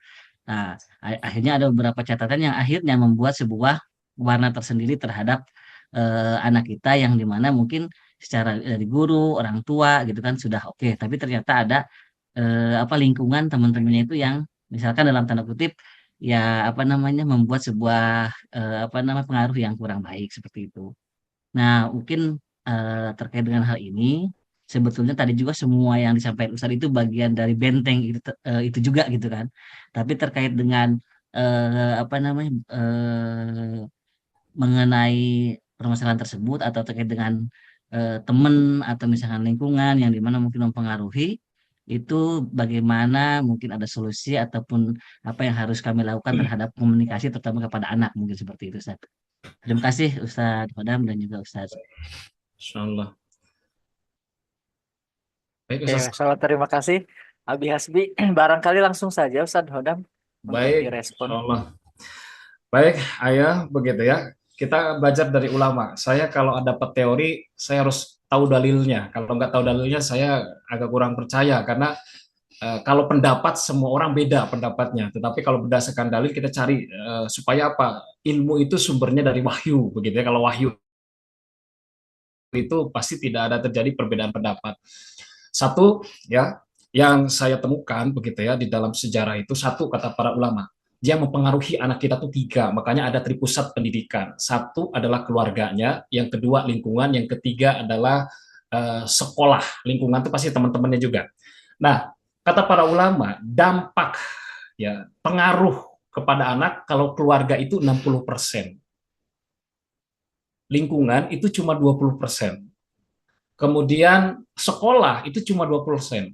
Jadi kalau sekolahnya gagal, lingkungannya rusak, kalau keluarganya berhasil, anak akan berhasil. Karena 60%. Makanya kita lihat, kita temukan, walaupun lingkungan rusak di era Nabi dan seluruh para Nabi yang diceritakan oleh Allah tentang keluarga, bahkan tentang keluarga Imron, itu hanya cerita tentang keluarga semuanya. Bahkan dialog antara ayah dengan anak. Maka yang paling penting ketika anak usia balik yang diajarkan oleh Nabi supaya anak-anak kita punya imunitas dari teman-temannya, teman sebaya adalah ayahnya harus lebih banyak dialog dengan anak-anaknya. Itu tugasnya. Hari ini terbalik, anak mulai balik, ayahnya jadi pelit ngobrol dengan anaknya.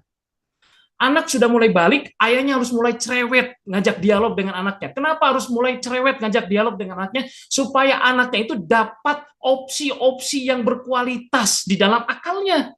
Ketika dia menghadapi peristiwa, enggak, kata ayah saya begini. Jadi anak akan mendengar ayah kalau sering diajak dialog. Nah hari ini anak jarang diajak dialog oleh ayahnya, maka dia lebih mendengarkan teman-temannya. Makanya lihat, Nabi Ismail itu lebih percaya kepada ayahnya. Keluarga Imron anaknya percaya sama abinya itu semuanya. Kenapa? Karena sering diajak dialog. Sehingga mereka punya kerangka berpikir. Contoh nih, kalau punya anak perempuan akan lebih mudah jatuh cinta dengan anak laki-laki teman sebaya kalau ayahnya jarang ngajak ngobrol anak perempuannya. Coba kalau anak perempuannya kamu mulai suka lawan jenis ya, oh alhamdulillah kamu berarti normal, ini kamu sudah balik. Tapi Abi kasih tahu ya, Abinya mulai memberikan opsi terbaik bagaimana memilih kriteria memilih pasangan yang baik di dalam hidup menurut agama. Sehingga apa? Nanti ketika datanglah anak laki-laki ke anak perempuan gitu, dia bilang sayang, jatuh cinta, nembak, maka enggak, kata anak saya, enggak, kamu bukan tipe aku, sebagaimana yang disampaikan abiku kepada aku. Begitu, jadi punya daya tahan. Kenapa hari ini anak perempuan mudah jatuh cinta? Karena enggak punya kriteria untuk memilih pasangan yang datang. Gitu ya, saudara sekalian. Jadi tolong diberikan diajak ngobrol itu supaya apa? Anak-anak kita punya cara pandang yang berkualitas dari ayahnya. Makanya lihat, Rasulullah memperbanyak dialog dengan anak-anak muda usia belasan tahun. Termasuk hadis yang ihfazillah yahfazka, idza sa'alta fas'alillah. Supaya apa? Anak-anak kita itu punya tadi cara pandang yang berkualitas di dalam pikirannya ketika menghadapi realita. Sehingga mereka akan lebih percaya dengan ayahnya. Kenapa? Masukannya berkualitas daripada temannya nggak masuk akal, gitu ya. Kenapa hari ini temannya dianggap masuk akal? Karena mereka pun nggak punya opsi di dalam akalnya, tidak ada diberikan oleh ayah-ayahnya itu. Nah, apalagi kalau dialognya, mohon maaf ya, ayah, dialognya dialog iman, itu lebih bagus lagi. Semua dikaitkan dengan wahyu. Iqra bismi rabbikal ladzi khalaq. Itu kalimatnya, gitu ya. Maka ketika cerita dengan anak punya kawan dibully, harus keluar tuh. Ya, dialog iman di situ. Nah, tahu nggak kalau di era Nabi itu juga ada loh bully itu. Bahkan orang soleh sahabat Nabi. Tahu nggak siapa yang dibully? Nggak tahu. Bilal bin Robah dibully oleh siapa? Sahabat Nabi juga. Soleh lagi. Siapa? Abu Dzar Al-Ghifari. Kamu tahu Abu Dzar Al-Ghifari? Nggak tahu. Nanti suruh baca dia bukunya. Apa yang terjadi? Dibulinya gimana? Disebut budak hitam. Walaupun benar hitam gitu. Tapi kalau disebut budak hitam nggak suka juga. Coba apa yang dilakukan oleh Abu Dzar Al-Ghifari dan apa yang dilakukan oleh Bilal bin Rabah ketika ditegur oleh Nabi. Sehingga ketika menghadapi masalah bully itu jadi tahu. Oh, saya tahu dari abi saya bagaimana dulu para sahabat menyelesaikan bully gitu loh. Jadi punya dari akalnya begitu loh. Termasuk yang lain-lainnya begitu. Ada dialog. Bahkan mohon maaf sekali ayah bunda sekalian, harusnya para ayah dan para umi itu sekarang mulai belajar Quran secara tematik. Supaya yang keluarnya itu Al-Quran ketika menghadapi peristiwa. Makanya kenapa Al-Quran turun secara berangsur supaya setiap peristiwa yang terjadi dibacanya dengan iman, bukan dengan logika. Kalau dengan logika anak-anak kita itu enggak. Coba Sasanan ya, kenapa kami rekomendasikan di pondok pesantren semua itu bahasa iman, bukan bahasa umum. Contoh misalnya kalau santri piket, kami enggak menggunakan bahasa piket, ngepel nyapu, tapi bahasanya amal soleh. Kalau piket, dia akan menangkap dengan logikanya. Tapi kalau amal soleh, dia menangkap dengan imannya.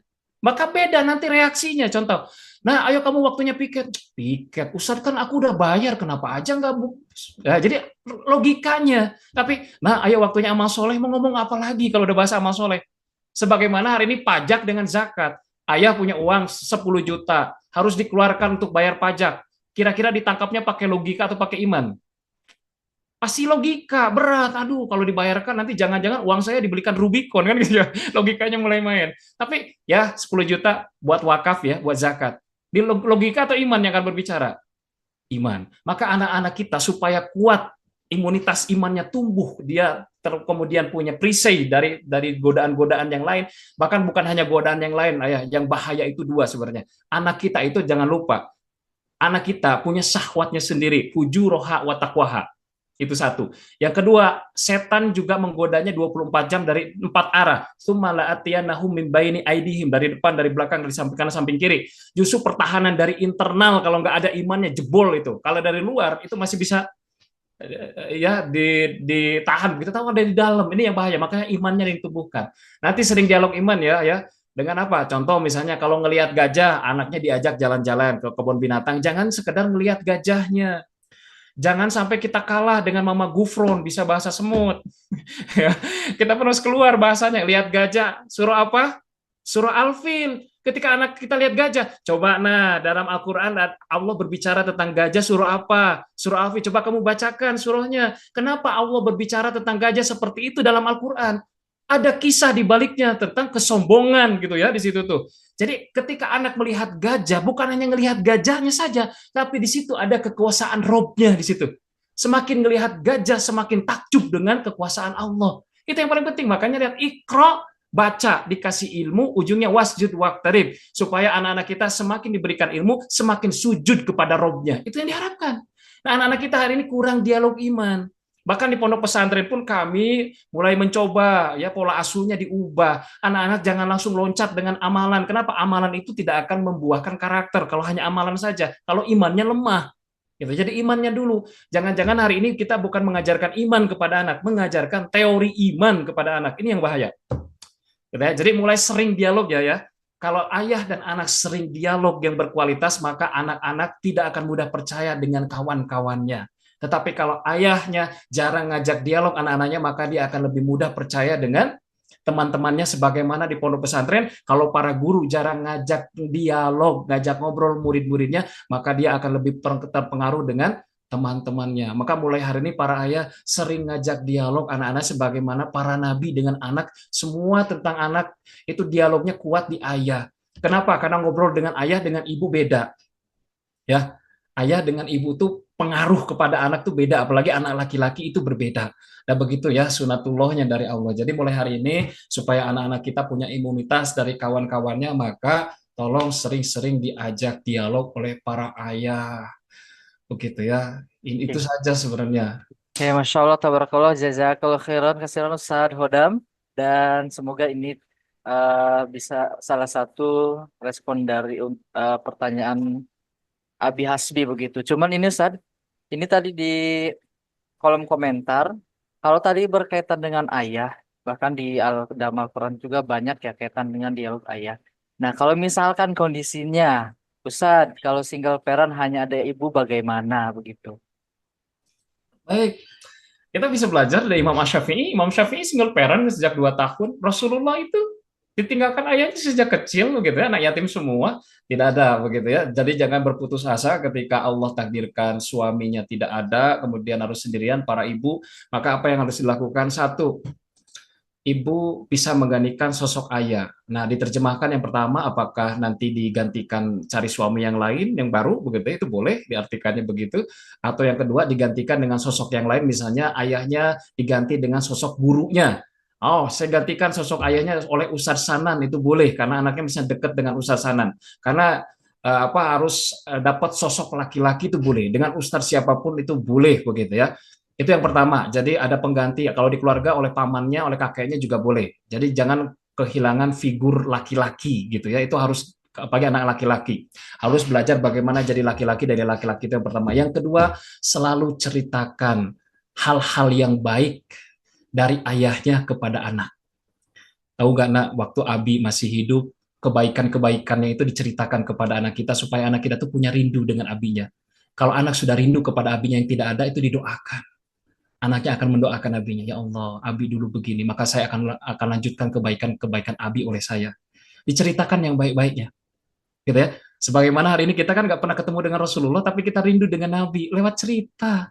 Ya, diceritakan. Jadi figurnya itu lewat cerita, diceritakan. Kemudian selanjutnya diberikan bacaan-bacaan yang berkualitas tentang laki-laki. Nah, laki-laki harus seperti ini, dikasih bukunya. Bagaimana laki-laki menghadapi masalah itu, ada buku-buku yang bisa dibaca oleh anak-anak kita. Termasuk boleh lewat film, tontonan-tontonan, atau lewat sosok yang lain. Bagaimana laki-laki dalam sejarah. Itu kasih anak-anak kita tuh pemuda-pemuda sekitar Nabi, itu banyak tuh buku bagus ya. Bagaimana anak muda sekitar Nabi, bagaimana berperan dan yang lain dalam sosial. Jadi ada figur laki-laki itu bisa lewat dengan cerita, dengan film, dengan bacaan, pokoknya itu diberikan kepada anak-anak kita sehingga anak-anak kita tergambar laki-laki itu harus seperti apa. Kalau nggak ada begitu ya, maka anak-anak laki-laki kita walaupun nggak punya ayah, dia akan menjadi anak laki-laki yang kuat. Insya Allah begitu ya, atas izin Allah. Dan yang paling penting terakhir adalah apa yang dilakukan oleh siapa? Lihat, kita masih mending ada nama ayahnya. Saya tanya, Nabi Isa ada ayahnya atau tidak?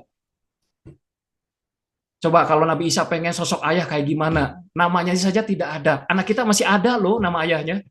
Tapi apa yang dilakukan oleh Maryam? Kan oleh Maryam adalah membangun kesolehan diri, ketaatan kepada Allah. Allah yang menjaga anaknya. Jadi kalau hari ini Bunda lagi sendirian, maka perbaiki diri, berdekatkan diri kepada Allah, biarkan Allah yang menjaga anak laki-lakinya. Begitu ya, yang dilakukan. Begitu Ustaz Hanan, untuk mudah-mudahan Allah Subhanahu wa taala meneguhkan hati anaknya ya ketika single parent begitu sendirian ini tidak mudah. Oke. Masya Allah, tabarakallah, jazakallah khairan kasiron. Ini terakhir Ustaz, pertanyaan terakhir karena memang anak-anak nanti sudah pada ke masjid. Ini terakhir pertanyaannya dan saya rangkum dari beberapa pertanyaan di kolom chat Ustaz. Pertama adalah kaitan dengan ya anak yang sudah terlanjur tidak dekat dengan ayahnya begitu Ustaz.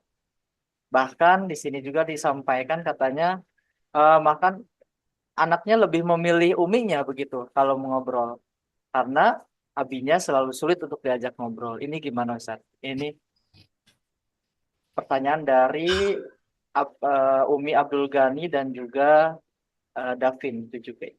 Terima kasih Ustaz. Enggak, silakan. Baik. Kalau sudah terlanjur kan bukan berarti sudah berakhir ya Sasana. Betul, Nah, betul. masih ada kesempatan yang Allah berikan kepada kita, maka tolong satu, ke anak, satu minta maaf. Mohon maaf kalau Abi selama ini tidak dekat dengan kamu. Itu minta maaf. Yang kedua adalah perbaiki cara kita komunikasi dengan anak. Karena anak kalau minta maaf doang nggak akan percaya. Buktikan dengan perubahan diri kita, gitu ya. Terus dibantu oleh uminya. Uminya meyakinkan, oh Abi itu baik loh, pengen dekat sama kamu. Uminya kuatkan tuh. Ketika suaminya mau mencoba berubah gitu ya, jangan dibiarkan berjuang sendiri suaminya begitu ya. Jadi uminya harus menguatkan tuh suaminya kepada anak. Maka abinya mulai kemudian memperbaiki, namanya ada bahasa satu aksi koneksi, ketemu mulai ya disapa sesuai nama panggilan yang disukai, ditanya tentang perasaannya, kemudian diberikan sentuhan. Jangan lupa anak laki-laki pundaknya ya, anak SMA pundaknya, anak SMP masih bisa kepalanya dielus. Tolong, itu kebutuhan psikologi anak laki-laki juga begitu ya, sentuhan, kemudian didoakan. Berikan hadiah ketika di momen-momen berkesan dengan anak, menciptakan momen berkesan, misalnya ketika anak Mila diberikan surat cinta, bahkan ketika anak lagi butuh datang ya, datang. Jadi kalau anak minta tolong tuh datang langsung, apalagi mohon maaf ya, kalau anaknya perempuan, tolong Abi harus jadi orang yang lebay dengan anak perempuannya. Karena anak perempuan ketika balik itu kan sudah mulai suka jatuh cinta ya dengan lawan jenisnya, maka kebutuhan psikologi laki-laki harus didapatkan dari ayahnya itu. Ayahnya harus dekat betul dengan anak perempuannya. Gitu ya, bahkan harus lebay. Abinya datang ngasih coklat, ngasih bunga, memang harus lebay begitu di perempuan, karena di laki-laki, di perempuan begitu bayangannya kayak opa, artis Korea begitu yang memperjuangkan dirinya begitu. Kalau datang ke pondok sambil hujan-hujanan, kenapa? Nanti ada dalam benaknya, ya Allah, Abi demi aku sampai hujan-hujanan, maka nanti aku kalau nyari suami harus seperti Abi. Nah itu tuh berhasilnya seorang ayah tuh ketika anak perempuannya ingin punya suami seperti Abinya, berhasil. Jangan sampai aku nggak mau punya suami seperti Abi. Apalagi aku nggak mau punya ayah seperti ayah begitu ya. Dan yang bahaya kalau anak laki-laki, jangan sampai anak laki-laki benci dengan ayahnya. Saya khawatir karena kebanyakan penyimpangan seksual dimulai dari seorang laki-laki benci dengan laki-laki. Itu bahaya gitu ya. Itu bahaya, bahaya ibunda sekalian. Atau benci sama ibunya juga bahaya begitu ya. Jadi jangan sampai benci, nanti biasanya anaknya jadi penyimpangan seksual. Usaha sana begitu ya rata-rata ya. Awalnya begitu gitu ya. Yang saya temukan begitu. Tolong para ayah mulai hari ini sekali lagi, ayo kita sama-sama membangun aksi koneksi dengan anak, sering ngajak dialog, ngasih hadiah, ngasih perhatian lebih. Insya Allah begitu ya, anak-anak kita juga tahu, oh ayah mulai berubah dan dikuatkan oleh pasangannya untuk saling menguatkan, supaya apa? Nanti anak-anak kita itu semakin yakin dan percaya dengan abinya. Nah hari ini masalahnya anak susah dididik itu kenapa? Bunda sekalian, salah satunya adalah mereka tidak kagum dengan ayahnya, tidak kagum dengan ibunya. Ini masalahnya begitu ya. Jadi saya tanya santri-santri itu hari ini, kenapa kamu ke Abi begitu? Nggak ada rasa kagum sama sekali dengan Abi. Saya nggak mau seperti Abi, sibuk sampai lupa dengan anak-anaknya. Itu yang keluar dari mulut para anak. Saya nggak mau seperti Umi Abi, karena Umi Abi sibuk sampai lupa dengan anak-anaknya, sampai tidak ada waktu untuk mengurus anaknya, ngasih perhatian kepada anak-anaknya. Nah ini yang bahaya begitu ya. Jadi hari ini kita ubah begitu ya, anak-anak itu tuh justru bangga dengan orang tua. Kenapa? Walaupun Abi sibuk, Umi sibuk, tapi Masya Allah perhatian kepada anak itu tidak lupa begitu ya, tidak hilang. Baik, itu saja Sasanan begitu ya. Tetapi dari seluruh tadi yang disampaikan, karena kita ini makhluk, kita ini manusia yang tidak luput dari kekurangan dan kesalahan, maka satu saja yang kami titipkan sebenarnya Bunda sekalian, kalau kita ingin disempurnakan setiap kekurangan-kekurangan kita, maka satu saja, kita bangun ketaatan kepada Allah Subhanahu wa taala secara sempurna, maka Allah yang akan menyempurnakan seluruh kekurangan-kekurangan kita, karena itu yang dilakukan oleh Nabi Ibrahim. Nabi Ibrahim jarang ketemu dengan anaknya, jarang ketemu dengan istrinya, tetapi membangun ketaatan kepada Allah dengan sempurna bahasa Quran itu, maka Allah menjaga keluarganya. Allah menjaga istrinya, Allah menjaga anak-anaknya, bahkan menjaga keturunan-keturunannya. Itu yang bisa kita lakukan. Jadi hari ini kalau kita nggak ngerti tentang ilmu parenting, kita nggak tahu ilmu komunikasi, sudah. Sekarang mah bangun aja kesolehan, ke masjid, ngaji, qiyamul saum sunnah, sedekah, mudah-mudahan dengan amal soleh itulah kemudian Allah menyempurnakan keluarga kita, begitulah yang bisa kita lakukan. Baik, itu saja Sasanan yang bisa disampaikan pada kesempatan kali ini, mudah-mudahan bermanfaat. Saya mohon maaf lahir batin kalau ada kekurangan dan kesalahan kata-kata. Assalamualaikum warahmatullahi wabarakatuh. Waalaikumsalam.